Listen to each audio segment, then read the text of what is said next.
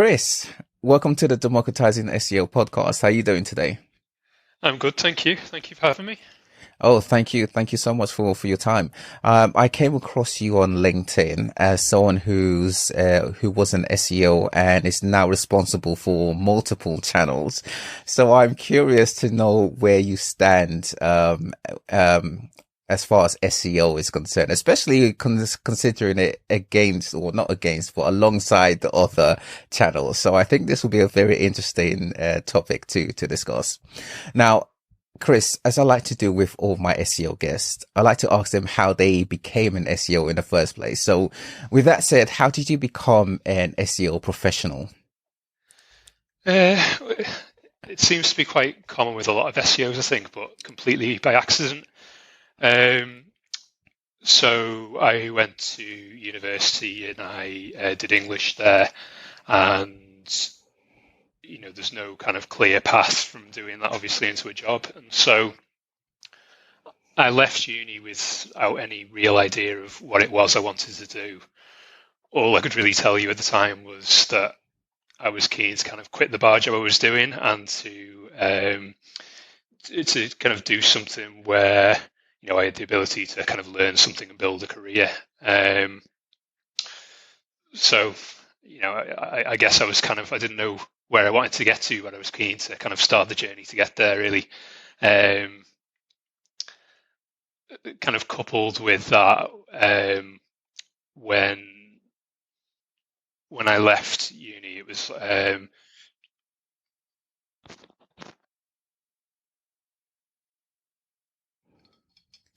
Okay. I think that should fix it now. no worries. Yeah. Um, Sorry. Go ahead, Chris. yeah, so I'd left uni and it was a really kind of tough job market as well because we were right in the middle of the financial crash that happened around the kind of late 2000s. So there weren't a whole amount of jobs going, and those that were, it was quite competitive for. So it was a bit of kind of looking around without really any clear idea of what it was I wanted to do. And then, by chance, really, a family friend mentioned that a local company were looking for, a kind of entry level role in marketing. So applied for that, got it, and I'm kind of very much of the kind of MySpace and GeoCities generation, used to kind Yeah. of tinkering around with code and all those kind of things. Um, yeah, so I quite quickly got put in charge of putting content on their website. And then where I really looked out was that they had an in-house developer within their marketing team who kind of took me under his wing, kind of helped me kind of develop those coding abilities I already had. And I guess it kind of got to a point really where I was spending a lot of time putting content on the website, building new functionality for the website, and I kind of got to thinking, okay, how do I get more eyeballs on this content? How do I get more people here? And that was the kind Right. of segue that led me into SEO. Mm. Besides the traffic one receives from SEO, would you say you have a favorite aspect or pillar or area about SEO? Yeah, so I think the traffic it gets you is obviously, a big thing, as you said. I think it's who you can reach and the stage of the customer journey that they're in as well for me. So email's great. You kind of get engagement like no other platform on email. Hmm. Social media is a great Yep. broadcast platform, but with each of those, you're only reaching your own audience, people who already know about your brand. Hmm. Hopefully you grow in those channels all the time, but it's not a quick process.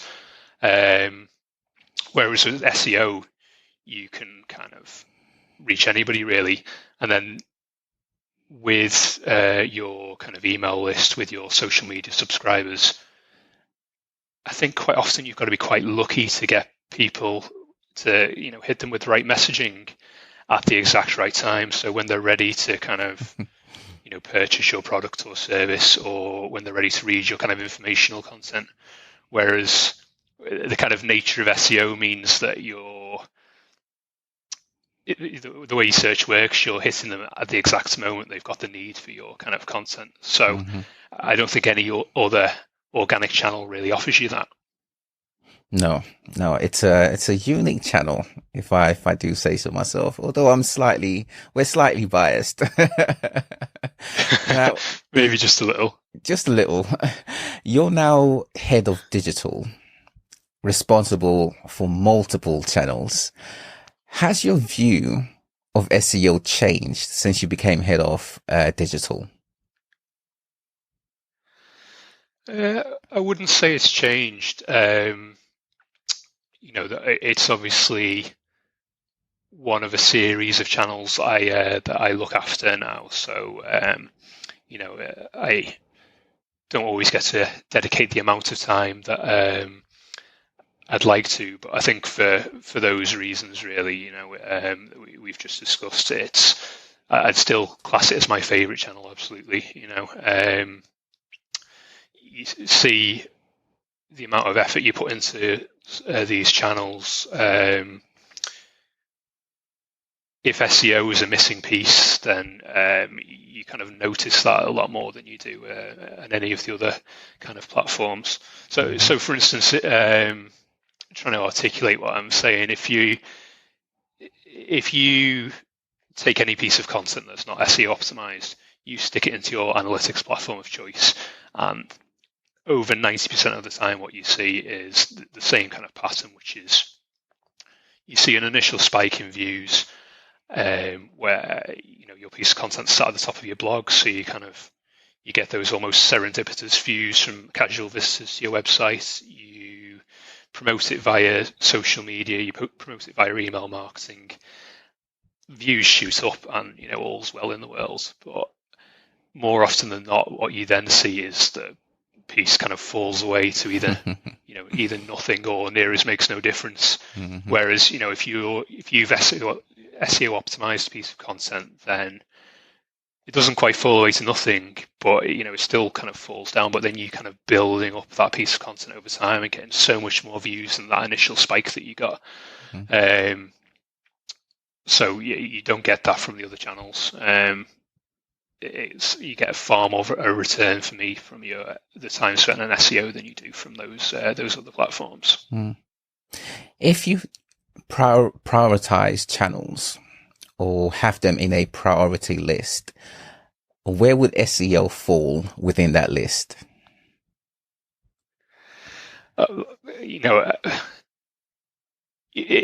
You'd always kind of look at it from a perspective of what the end goal is, what you want to achieve, and what helps you to what platform helps you to achieve that goal. So, there are instances where it wouldn't be SEO. If you're doing something particularly focused on brand building, for instance, but for the most part, SEO is always kind of top of the tree for me, because you get so much more of a return from your investment. Like I said, you're more the more work you put into it, the more you get out of it, and over a longer period of time as well.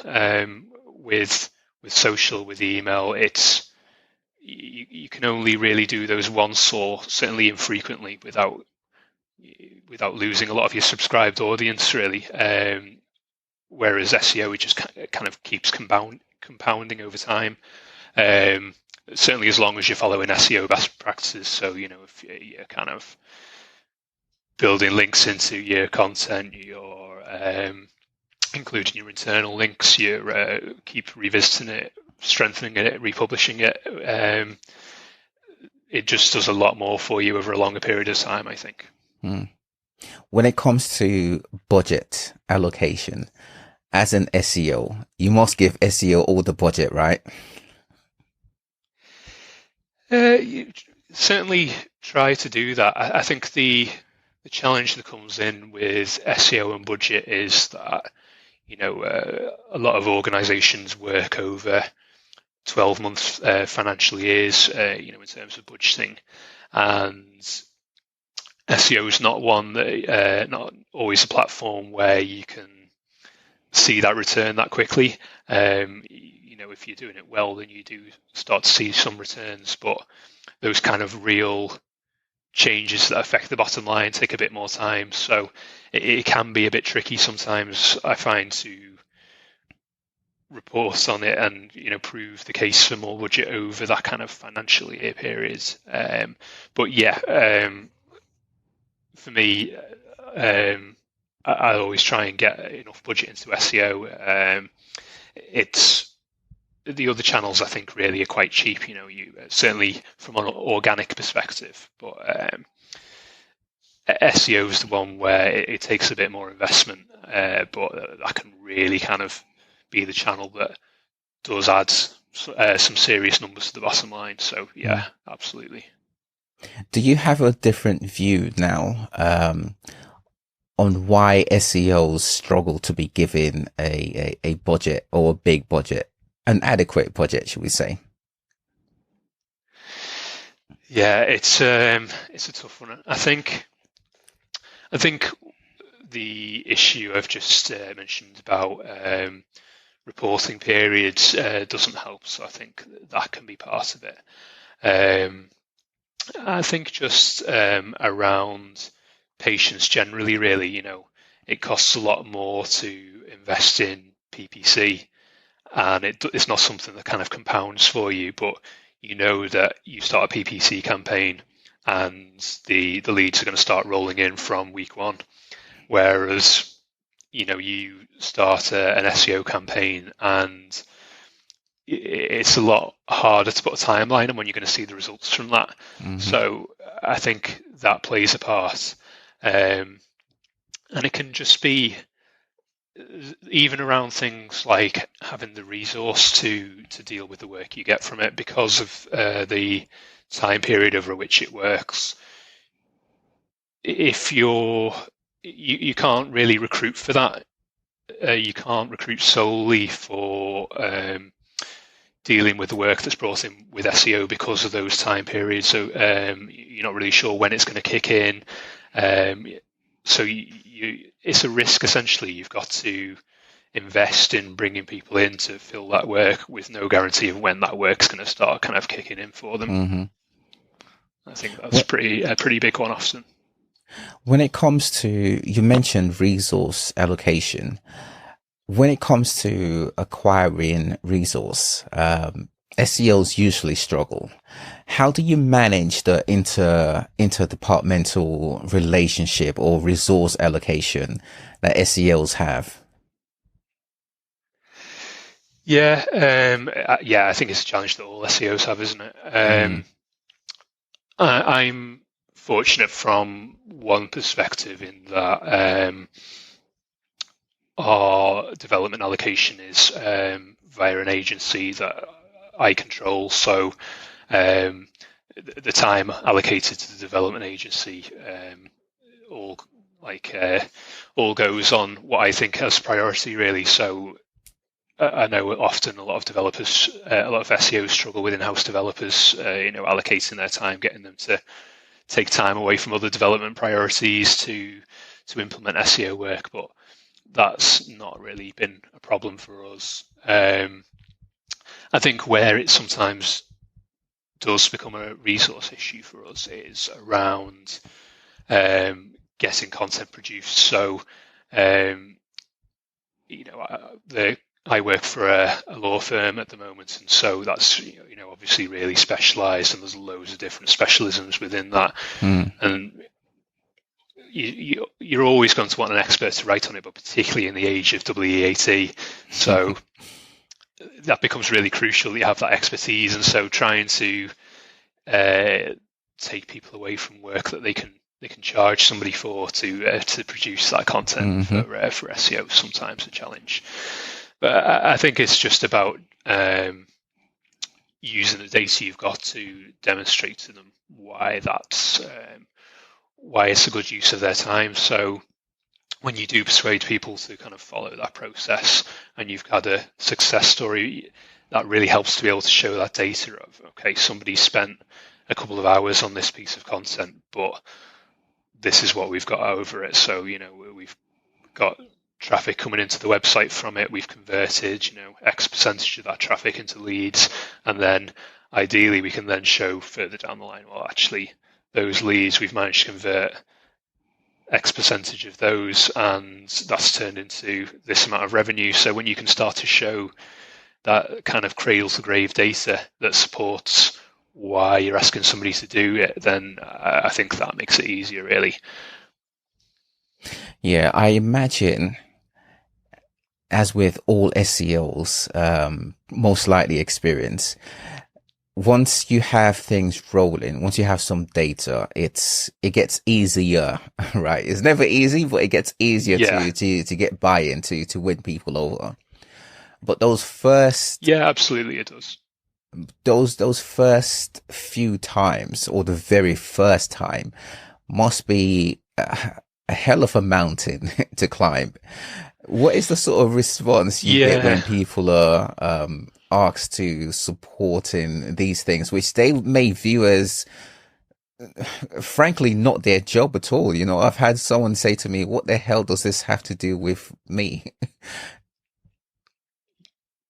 Yeah, no, that does happen. I think you're really relying on relationships then at that point. So it's knowing what people will give something a go for you, knowing what kind of friendships essentially you've got, where if you ask somebody to do something, they'll do it for you as a favor.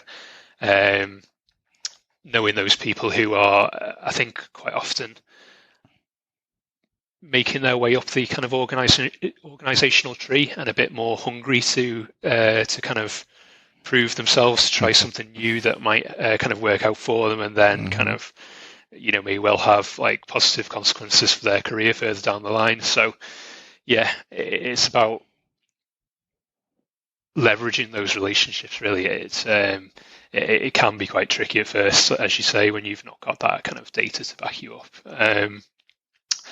You have to know who you can approach, who's going to help you out. And a lot of time, I think there's a lot of kind of kissing of frogs, really. You're asking a lot of people in the hope that one person kind of picks it up and does it for you. Right. Yeah. Yeah. That's where the having street smarts and internal political skills come in handy, I suppose. With ROIs, yeah, absolutely. With trying to show the justification for SEO, do you still see it as do you get why non-SEOs see it as a headache? Yeah, so it's there's so much to it, isn't there? There's so much to SEO, and there's a lot of foundational stuff that you need to do. So you're kind of technical SEO, essentially. There's all that kind of foundational stuff that you need to do, and isn't necessarily something you can report onto the bottom line, because it kind of lays the foundations for the other work you do. It comes back to, doesn't it, about the kind of time some of these changes take to bed in. It takes a lot of these changes compound over periods of years. Trying to prove at what point what spend contributed to what result can be really tricky. I think you've got to kind of go with as simplify as the process as you can, but it's trying to get that initial investment over a period of time, and then justify that kind of repeat spending until you've got those results to show for it. And I think being a bit cute about what you report on, while you don't have those bottom line results, really, and again, it comes back to leveraging relationships, isn't it? In a different way to before, more about knowing those people who you report into, whether they're at board level or director level, and being able to tell them in a way that they can kind of understand and trust about what work has been done, what outputs you've had from that so far, and what the kind of long-term goal is, what will happen if you continue to do that. And I think trying to do that without jargon as well, because yeah, we've got a lot of it in our industry, haven't we? And the amount of times earlier on in my career, still occasionally now, where you're kind of talking to somebody about something, you see their eyes glaze over, and you think, okay, I don't think they've really kind of understood that, and it's on us as SEOs to kind of articulate what we do in a way that people kind of understand what's happening and what that benefit is, and that all this spend isn't going into a black hole essentially. I want to shout out Chris Green. He's got a really good resource. If you search for Chris Green SEO chain metric or metric chain, he's got a really nice flow of explaining how certain things, certain metrics eventually impact the bottom line. And I find that it usually gives senior leadership that sort of like comfort, knowing that, okay, at least they're on the right track, even if they don't necessarily see the bottom line just yet. They're on the right path. So yes, Chris Green's SEO metrics chain, it's a really good resource. As an head of digital, have you ever been tempted to simply turn SEO off? I don't think so. There's been times where we haven't always been able to invest the budget for external SEO practitioners to help us, but even when there's only been me who's been able to kind of dedicate time to it, it's always been something that I've pushed, because I kind of believe in its ability to have a real positive impact for a business. And I'm fortunate now that I've got I've got a team which contains some really talented SEOs as well to support me. So even when it's not possible to have the budget to do anything too meaningful with external practitioners, and we'll always try and do that where we can. But yeah, we're always doing bits no matter what. It won't be on the same scale as when you have a full agency to back you. And the other challenge is that with SEO being so broad, no kind of one person or no small team of people can ever be an expert in every single aspect of it. You could write what I know about link building on the back of a stamp, but even if there's only little bits you can do, then that's it all compounds, doesn't it? It's all stuff that kind of moves you further towards your goals. So I think the real danger is if you were to turn it off, so to speak, then because it's an area that compounds, what you often see as the first movers build a sort of protective moat around themselves, where they're so much bigger. They've got content that search engines already know about. They've got a bigger link profile, and if you're behind them, then it takes a lot more investment to kind of catch up to them. So I think if you're not investing that time, if you're not spending that money, then you're going to spend more of it down the line to catch them up, because the slower you are to move, the more it costs to kind of get to the same level, I think. Yeah. It always it puts a smile to my face when I hear digital marketers, head of digitals, saying they'll sort of like dial down SEO and put more focus into other more direct channels where they can show direct ROI. And this is sort of like the sentiment until an issue occurs with SEO. And then it's all hands on deck. But of course, by the time you realize it, it's already too late, right? So you're already behind the 8 ball, right? And you're then struggling, trying to react to making changes for the better. And SEO, as you know, winning in SEO, I like to say sometimes winning in SEO, it often comes down to who's able to implement recommendations quicker, which brand is able to implement recommendations quicker. And if a brand is simply not investing in SEO in the first place or dialing it back, they're very far behind, right? And to get back to parity, yet alone go above, there's a hell of a lot of work that needs to be done, especially around the awareness piece, right? The SEO education is a big area, and it's an area that I'm very keen on, because as someone who's client side, I'm sure you realize, SEOs, we know SEO, right? We don't create issues for SEO for the website, or we shouldn't anyway.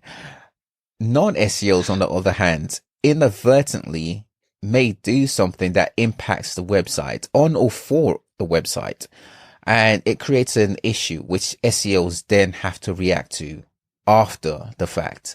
So the SEO education is a big area for non-SEOs. Have you experienced this as a priority within your role? Yeah, we do see that quite a lot. So my team's quite a small team, and we kind of effectively act as a sort of internal agency for a much bigger marketing team. So there are a lot more people within the team who are adding content to the website. So yeah, we do see those kind of issues all the time. So it might be things like somebody adds a new piece of content, and it's on the same topic as an existing piece of content, so you've got duplicate content introduced. It might be things, kind of more minor things like metadata that's not great but needs to be revisited at some point. We see things sometimes like internal linking issues where some, the wrong link text is used to point to the wrong page, all these kind of things. So yeah, we do see those issues, and there's quite often content that's not as optimized as we like it to be put on the site in the first instance. So you kind of, rather than front foot SEO, you're sometimes having to do it more kind of back foot to to essentially find what mud has been thrown at the wall, what's stuck, and then work on that really.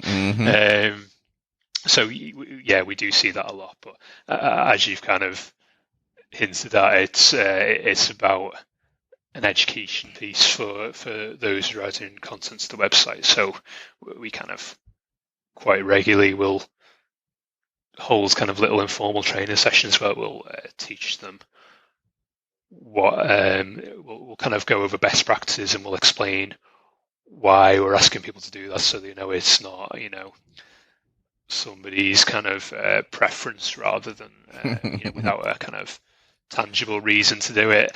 Yeah. And we've even gone to the extent of building some little tools that people can use in-house to help with some of the key aspects of SEO. So, for instance, we've got a little Chrome bookmarklet that we've put on the into the Chrome instances of all the people who are adding content to the website, where they can kind of quite quickly check whether there's an existing piece of content on a topic on our site, and then there's a workflow kind of attached to that, where if they find anything that does look like it's on the same topic, then they need to kind of flag that to my team before they can kind of take that forward, and then we can advise on the best course of action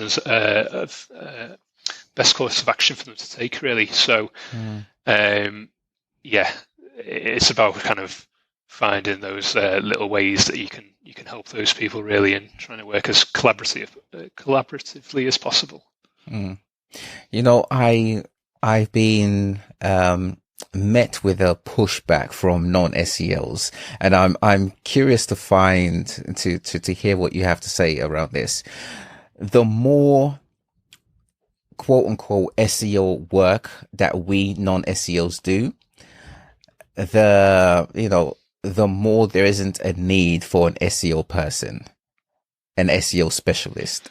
Do you find that you get this sort of response from people? I mean, sometimes I think it kind of mirrors what you touched on before, that where you see that it's the case until something goes wrong, and all of a sudden it becomes quite abundantly clear why the SEOs are needed. I think we'd always kind of welcome people building up their SEO skill set, because the more people who can do the foundational bits right, the better, really. I think there's so much to SEO, and it's always kind of evolving.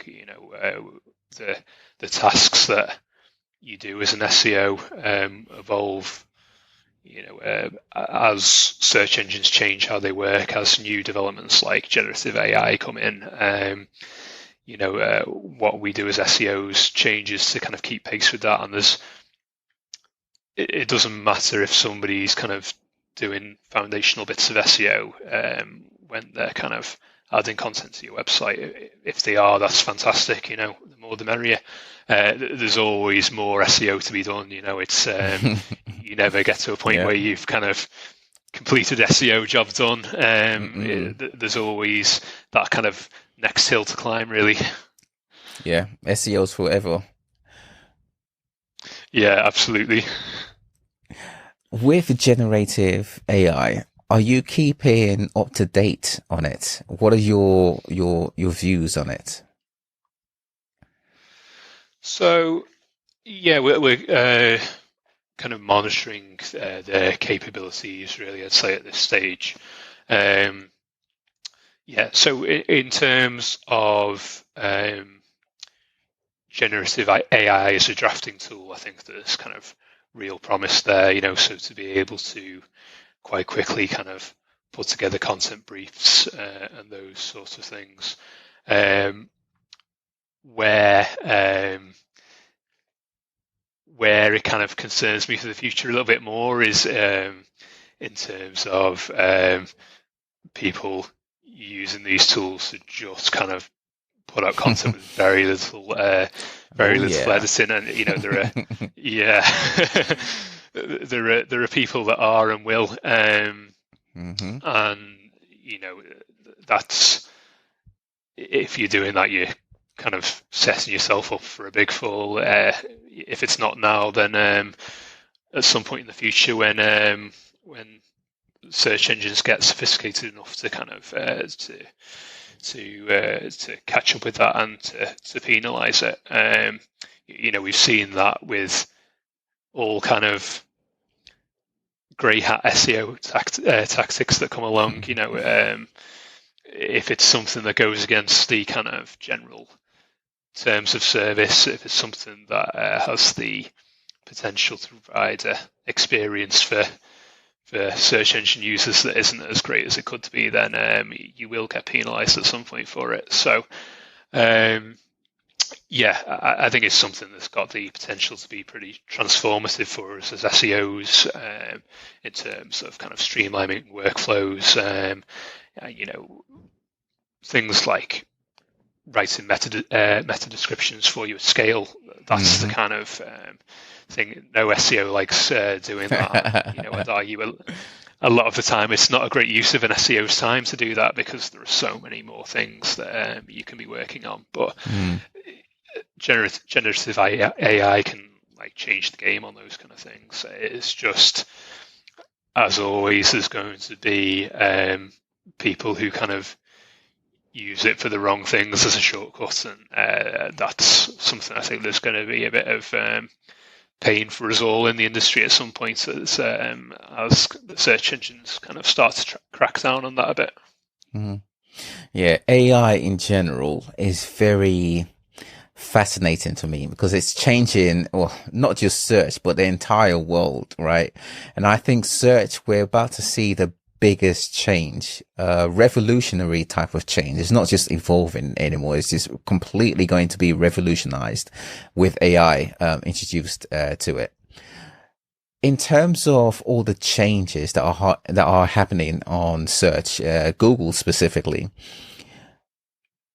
there is so much. Even for me these days, I'm just like, how can I keep up with all of this? How do you, as a head of digital, keep up with the latest news in the SEO industry, as well as the other channels you oversee?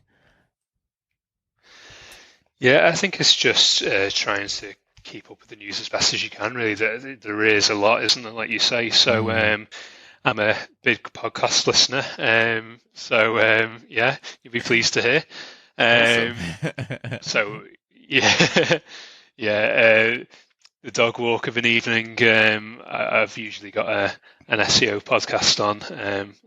Might make me a bit sad, but yeah, there's I've always got something on to try and keep up with the latest developments, and there's all kinds of industry news sites these days that do a good job of reporting on the latest developments. So I think that's all you can do, really, and then kind of looking at what the SERPs are showing you on a regular basis, and experimenting with new features. I think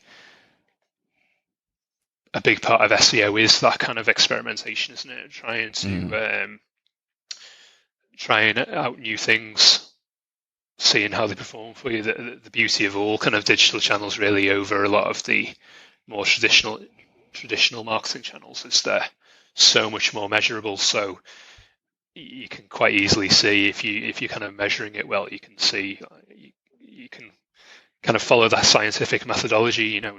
If I make this change, it will have this effect, and you can then measure whether that happens or doesn't happen. And I think that's that can sometimes be as key as that kind of first-hand knowledge is keeping up with what other people are saying and testing, really. Mm-hmm.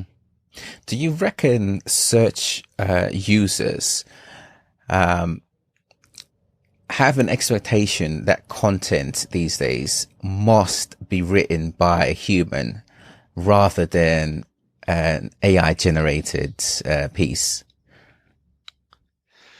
So I think the kind of expectations are changing a little bit on that. So Google seem to have recently updated the guidelines that they provide on that.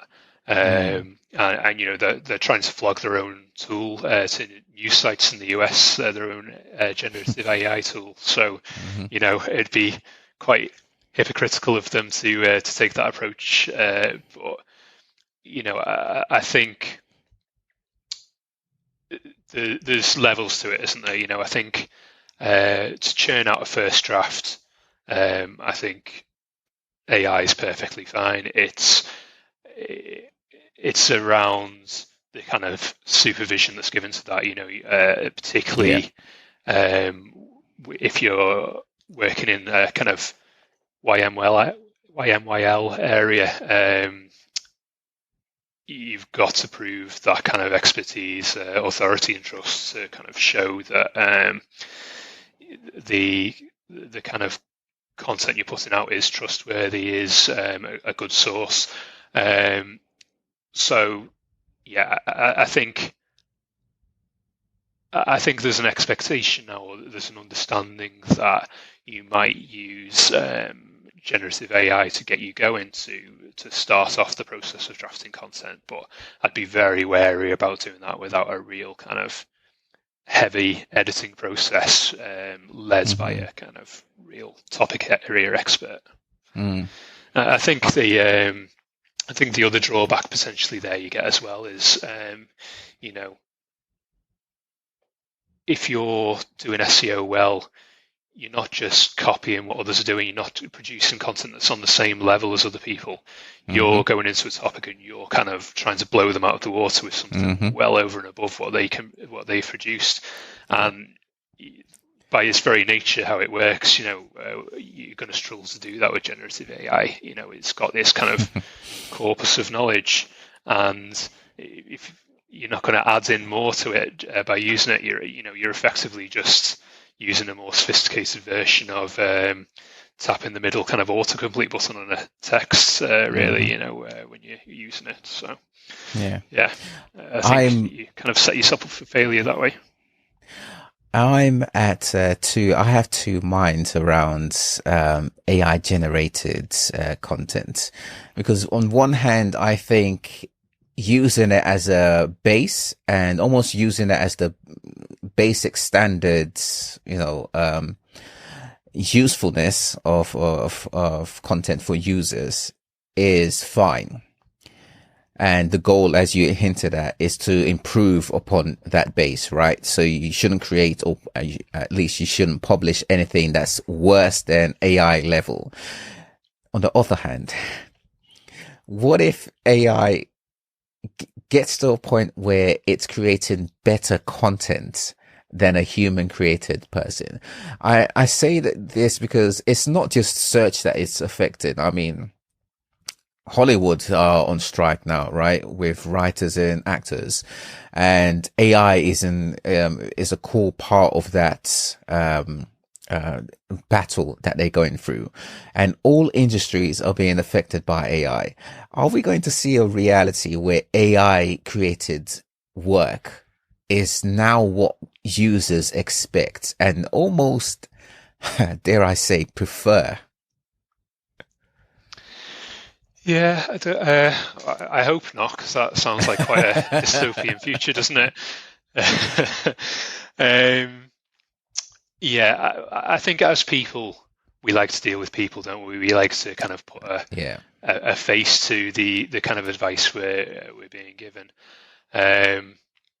So I would certainly hope from a personal perspective that we're always going to want the advice we're given, the content we read to come from a human first and foremost. I mean, I'm sure there are areas where AI produced content is perfectly fine. Like if you're